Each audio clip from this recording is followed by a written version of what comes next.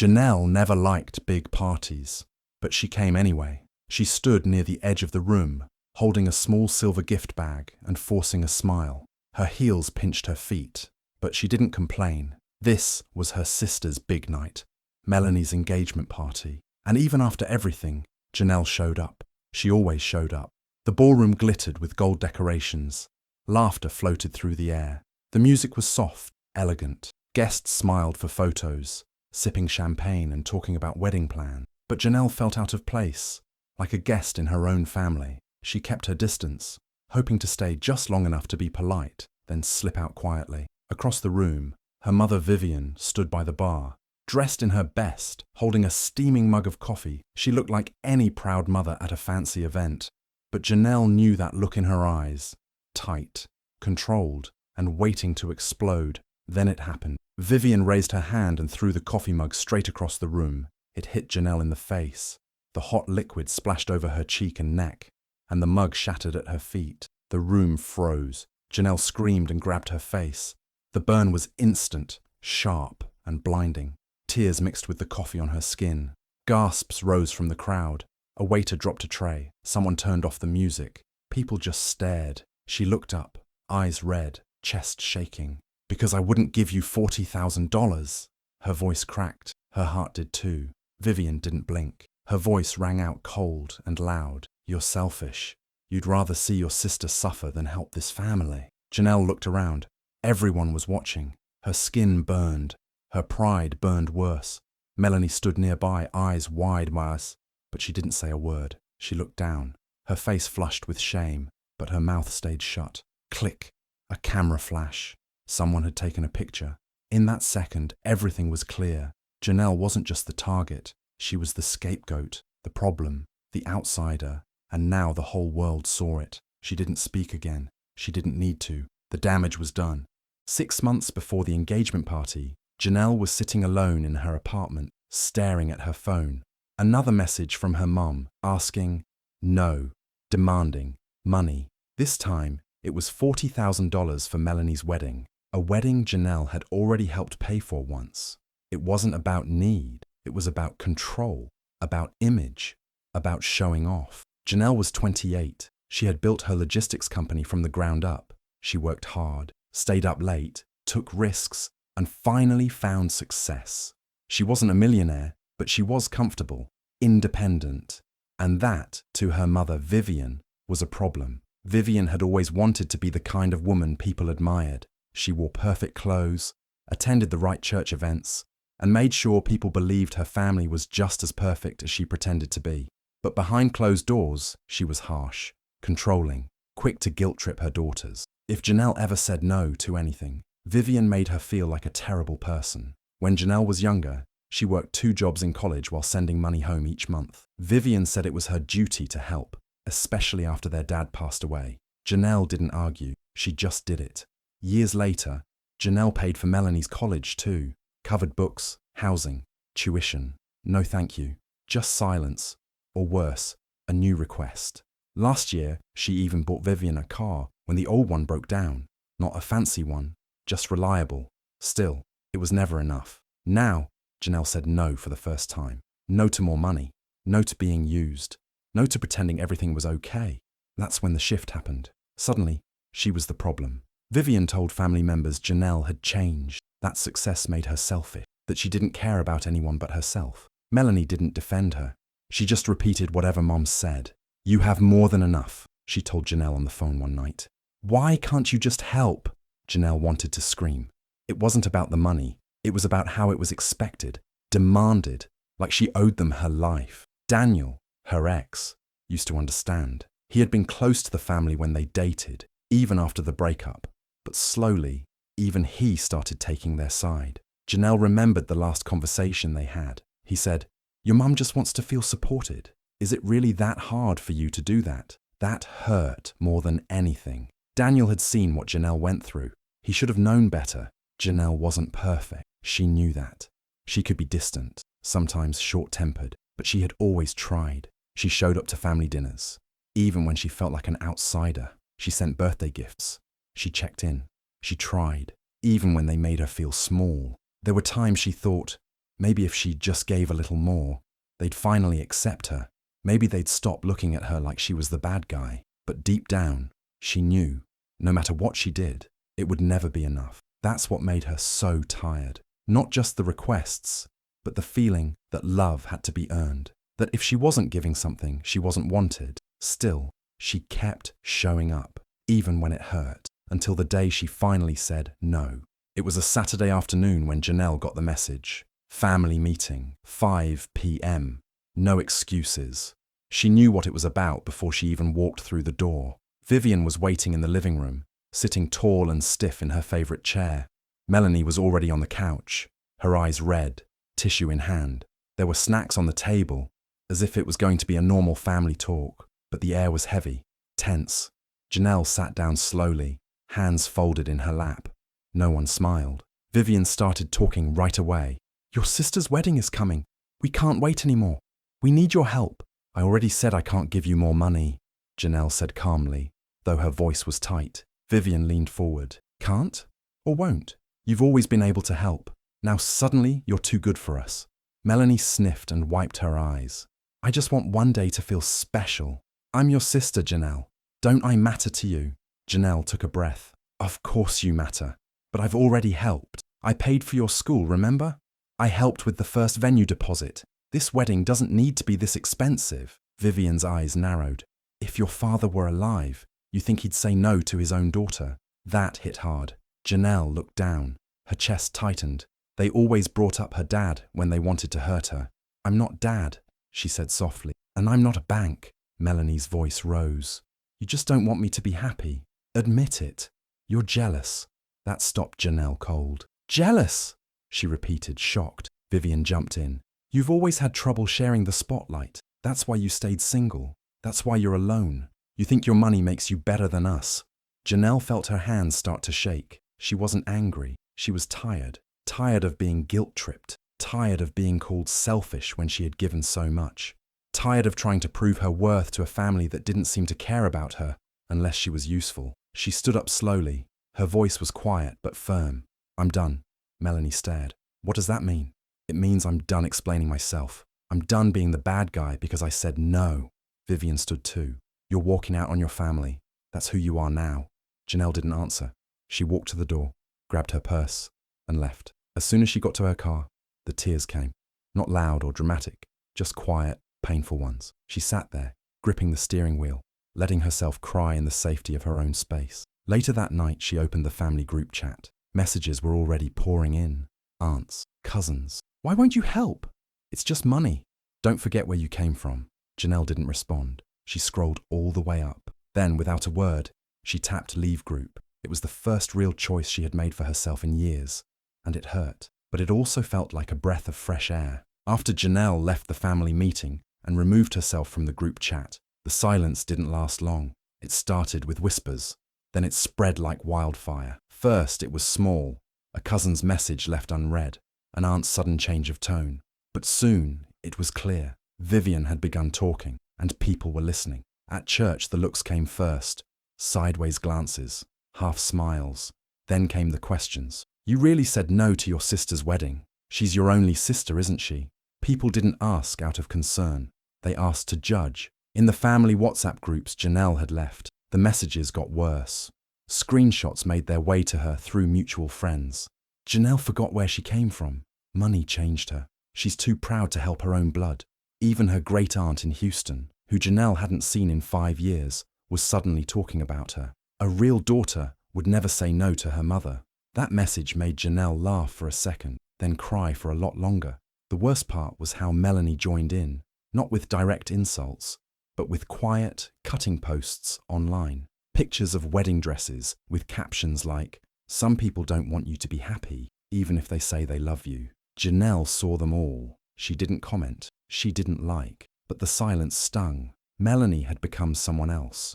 Or maybe someone Janelle never really knew. At work, things didn't get better. Janelle tried to focus, but she was tired, distracted. Her phone kept buzzing with messages she didn't want to read. Emails sat unanswered. She started forgetting small things, meetings, follow-ups, even lunch. Her assistant asked if she was okay. Janelle smiled and said yes, but she wasn't. Then came the part that broke her even more. One afternoon, she got a message from Daniel, her ex. They hadn't spoken in months. Not since they ended things for good. He asked if they could meet. They sat across from each other in a quiet cafe. He looked nervous. She looked tired. "I talked to your mum," he began. Janelle froze. "Why?" She and Melanie reached out. "They thought maybe I could talk to you, help you rethink things." Janelle stared at him. "Behind my back?" "They're hurting Janelle," he said, trying to sound reasonable. "They just want you back." She blinked slowly. "Back? I never left. I just said no." Daniel leaned in. "You're punishing them for being flawed." That sentence hit her like a punch in the chest. She stood up. "Number, I'm finally protecting myself." She walked out. Back in her car, she sat in silence. Then the tears came, heavy, ugly, painful. She clutched the steering wheel like it was the only thing holding her together. She didn't cry just because of Daniel. It was everything. The silence, the betrayal, the lies, the loneliness. She remembered her early 20s, working 2 jobs, eating cheap meals, riding the bus in the rain. She'd send money home every month because Vivian said they needed it. Later, she found out it went towards spa days and shopping trips. Janelle had gone without, just so they could look good. No one ever said thank you. No one ever gave back. Now she was the selfish one, the cold one, the ungrateful. As if that wasn't enough, a few days later, a friend sent her a link. A gossip blog had posted a clip, an old voice note she'd sent to a cousin, venting about the money pressure. Someone in the family had leaked it. The post called her the stingy, rich daughter. The comments were cruel. "She's lucky to have a family at all. Money really changes people. What a shame." Janelle turned off her phone. She sat on her couch in silence. She was alone. Not because she wanted to be, but because choosing herself meant losing them. And still, a small part of her wished they would just say sorry, just once. But they didn't. The day of the engagement party arrived, bright and warm. The house was full of decorations, music, and people dressed in their best clothes. Laughter filled the air, and the smell of catered food floated through the rooms. Everyone seemed excited. Everyone except Janelle. She hadn't planned to come. But after weeks of silence, anger, and gossip, she thought maybe showing up with a small gift would be the right thing to do. Not for approval, but for her own peace. She only planned to stay for 10 minutes. In and out, quiet, polite, respectful. She wore a simple dress, no makeup, her hair pulled back. She walked into the large house, holding a neatly wrapped box with a handmade card inside. Some people looked surprised to see her. Others looked away. No one came to hug her. She found a small table near the back and placed the gift there. She didn't go looking for anyone. She just stood near the edge of the room, watching the celebration from a distance.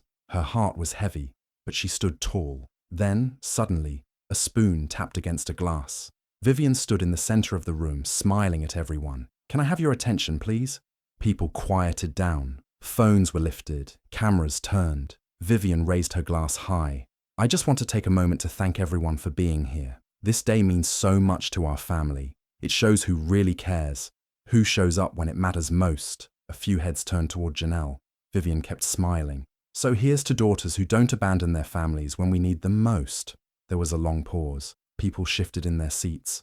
The room was no longer light. It felt sharp, cold. Janelle looked up. Her voice was calm but clear. "Giving everything you have doesn't make people love you," she said. "It just makes them think they own you." Silence.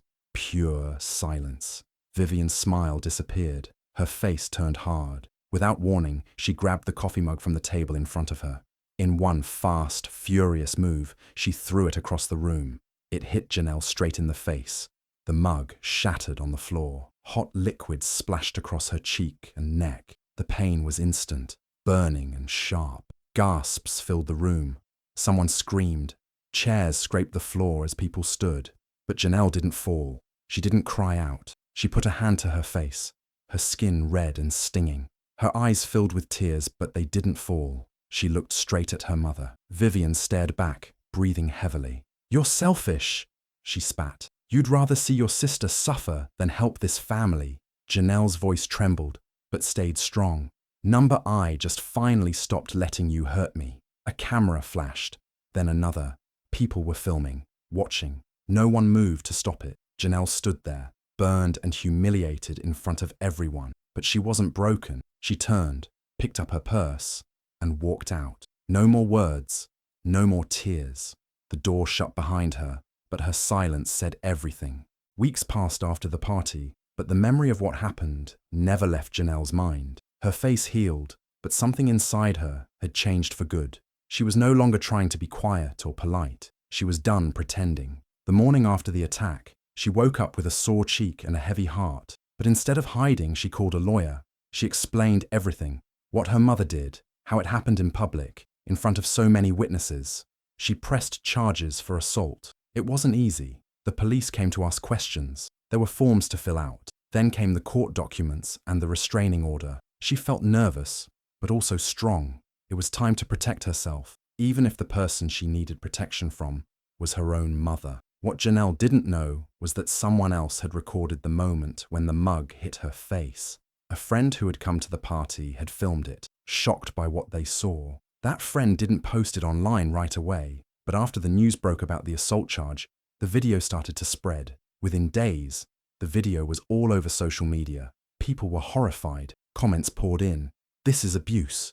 No one deserves that. How could a mother do this?" Some people still tried to defend Vivian, calling it just a family issue, but most supported Janelle. Many shared their own stories. Daughters, sons, even parents, people who had been hurt by those they loved. Janelle didn't say anything at first, but after a week, she finally posted on her account. It was simple, a picture of her healed face.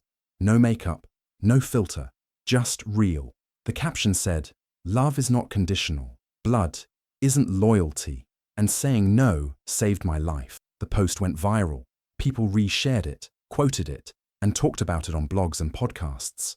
Janelle's name became known not just for her company, but for her strength. But while the world saw her strength, inside, Janelle was still trying to heal. She started going to therapy every week. At first, it felt strange to talk about her feelings with someone she didn't know, but slowly, she began to open up. She talked about the childhood guilt, the way her mother used love like a weapon, the years of doing everything for everyone, and still never being enough. Her therapist helped her see that what she had gone through wasn't just family drama, it was emotional abuse.